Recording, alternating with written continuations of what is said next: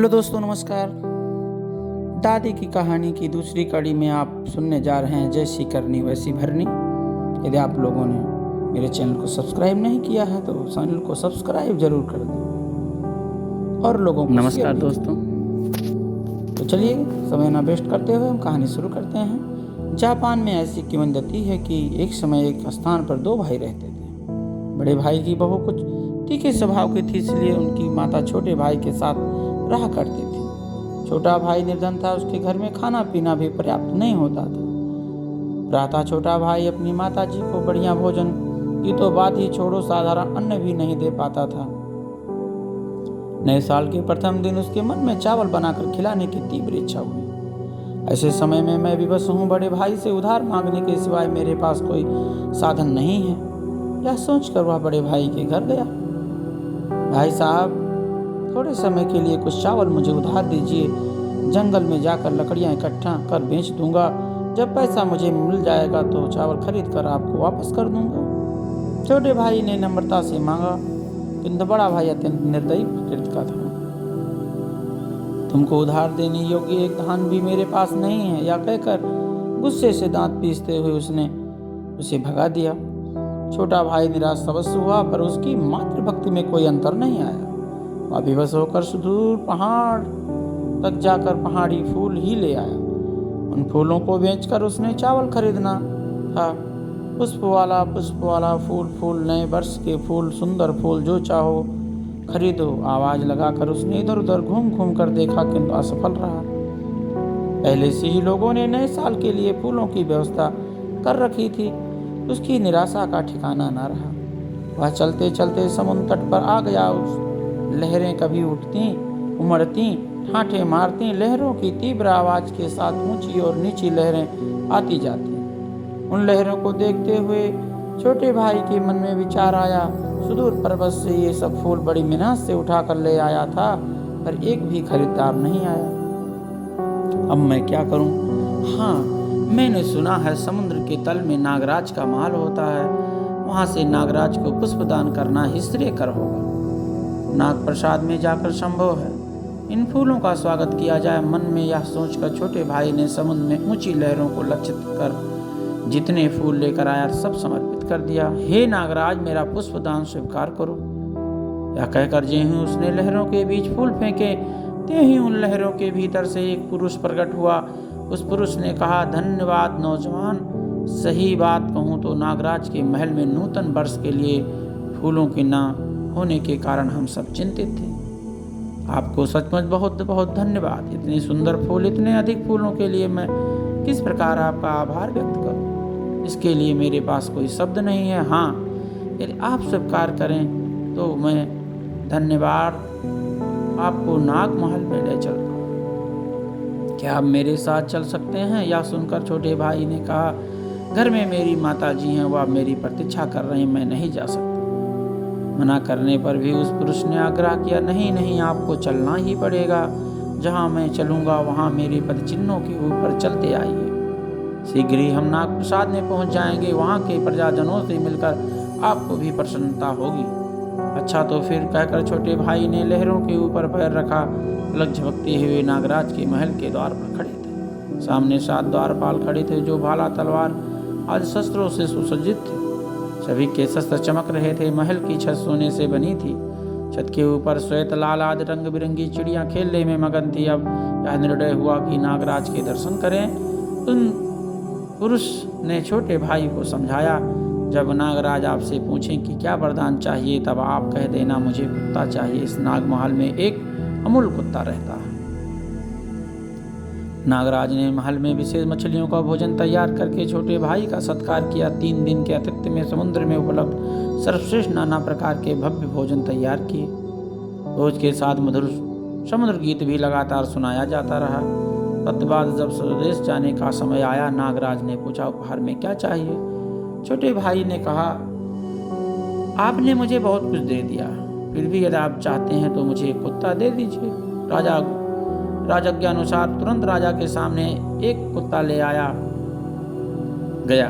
नागराज ने कहा, यह कुत्ता महल में सर्वाधिक मूल्यवान है, कृपया इसे संभाल कर रखें। ध्यान रखिएगा कि प्रतिदिन 4 मेजों पर भरपूर भोजन तैयार कर इसे खिलाना जरूरी है। यदि आप कर सकें तो अवश्य ही आपके लिए बहुत भाग्यशाली सिद्ध होगा।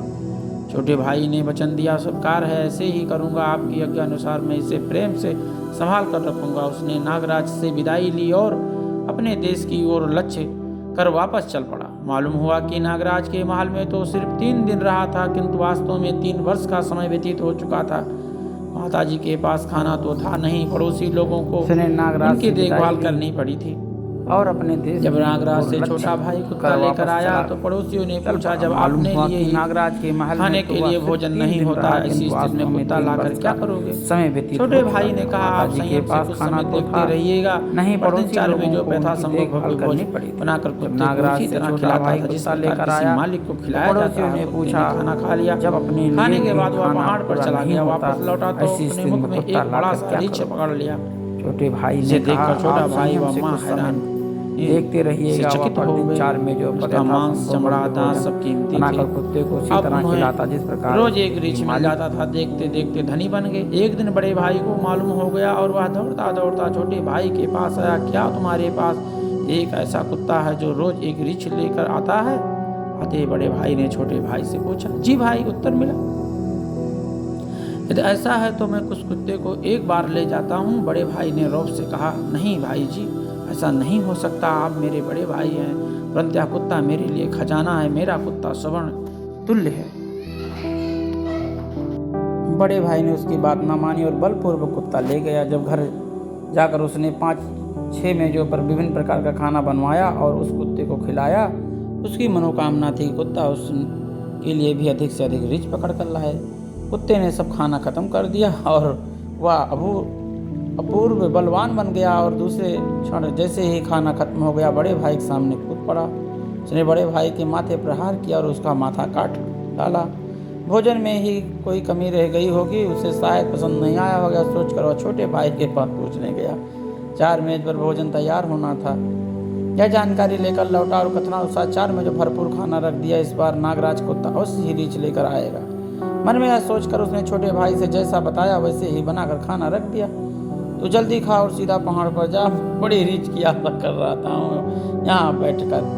कुत्ते ने यूं सिर हिलाकर जैसे उसकी बातें समझ गया हो, उसने तुरंत ही खाना खाया। बड़ा भाई कुत्ते की सारी गतिविधियां देख रहा था। अब रीछ पकड़ने जाएगा, मन में सोच रहा था, पर आशा के विपरीत पहाड़ की ओर न जाकर वह जोर से भौंका और बड़े भाई की ओर लपका। उसने बुरी तरह बड़े भाई का घुटना काट डाला। बड़ा भाई दंग रह गया। उसने गुस्से का ठिकाना न रहा। बदतमीज कहीं का वह उत्तेजित स्वर में चीखा, अरे उपद्रवी, मैंने तुम्हें इतना प्यार किया और तूने ही मुझे काट खाया। ठहर तो, मैं अब तुम्हें मौत के घाट उतारता हूँ। उसने हाथ में डंडा उठाया और कुत्ते के सिर पर जोरों से प्रहार कर दिया। चोटग्रस्त होकर कुत्ता लगभग मृतप्राय हो गया। ऐसा लगता था मानो गहन निद्रा में डूब गया हो। उसने मुख पर शांति थी।